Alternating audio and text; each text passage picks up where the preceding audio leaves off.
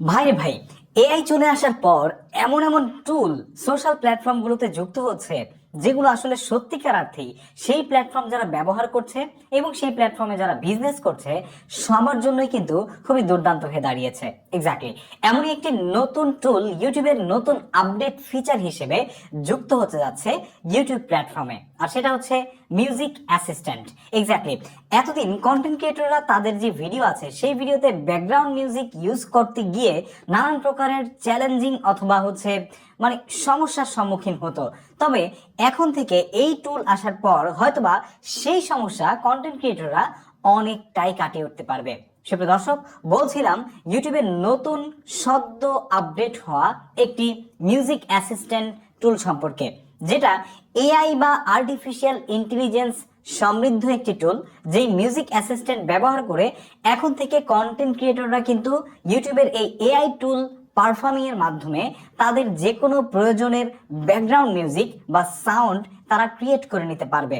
সেটা ইনস্ট্রুমেন্টাল হতে পারে এবং সেটা যে কোনো মুড, যে কোনো জনরা, এগুলো যখন যেটা প্রয়োজন আপনার ভিডিওর কোয়ালিটি, আপনার ভিডিওর ইন্টারেস্ট এবং আপনার ভিডিওর থিম অনুযায়ী আপনি কিন্তু নিজেই তৈরি করে নিতে পারবেন। এক্স্যাক্টলি। তবে এটা আসলে কারা তৈরি করতে পারবে, কাদের জন্য এই ফিচার থাকবে, কোন ধরনের ক্রিয়েটররা আসলে এই টুলটা পাবে, সেটাও কিন্তু এখানে বোঝার বিষয় রয়েছে।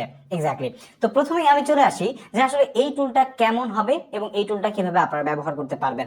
এই টুলটা আপনার ইউটিউবের যেই মিউজিক ট্র্যাকস আছে সেই মিউজিক ট্র্যাকস এর আন্ডারে পড়বে এবং সেখান থেকে আপনি কিন্তু মিউজিক অ্যাসিস্ট্যান্ট নামের এই টুল ব্যবহার করে আপনার পছন্দ অনুযায়ী যে প্রম্পট সিস্টেম আছে, যেমনটা আমরা এআই দিয়ে বিভিন্ন রকমের ছবি তৈরি করি বা ভিডিও তৈরি করি, একইভাবে আপনি কিন্তু এআই দিয়ে যে কোনো প্রম্পট ব্যবহার করে আপনার পছন্দ অনুযায়ী, জনরা অনুযায়ী, আপনার পছন্দের মুড অনুযায়ী, আপনার পছন্দের ট্র্যাকস অনুযায়ী এবং মিউজিক্যাল ইনস্ট্রুমেন্ট অনুযায়ী আপনি কিন্তু আসলে ব্যাকগ্রাউন্ড মিউজিক নিজেই তৈরি করে নিতে পারবেন এবং সেটা কোনো প্রকারের কপিরাইট ছাড়া আপনার ভিডিওর ব্যাকগ্রাউন্ডে ব্যবহার করতে পারবেন। এতে করে কিন্তু অনেক ব্যাকগ্রাউন্ড মিউজিকের যে ইস্যু আছে সেটা কেটে যাবে। তবে এটা পাবে কারা? এক্স্যাক্টলি এটা পাবে হচ্ছে এই মুহূর্তে লঞ্চ করার পর যুক্তরাষ্ট্রের যারা কন্টেন্ট ক্রিয়েটর আছে এবং শুধুমাত্র যাদের ইউটিউব পার্টনার প্রোগ্রামে যুক্ত রয়েছে। ঠিক আছে, তার মানে হচ্ছে আপনার চ্যানেলে যদি মনিটাইজেশন থাকে এবং আপনার লোকেশন যদি যুক্তরাষ্ট্রে হয়ে থাকে বা ইউএসএ হয়ে থাকে,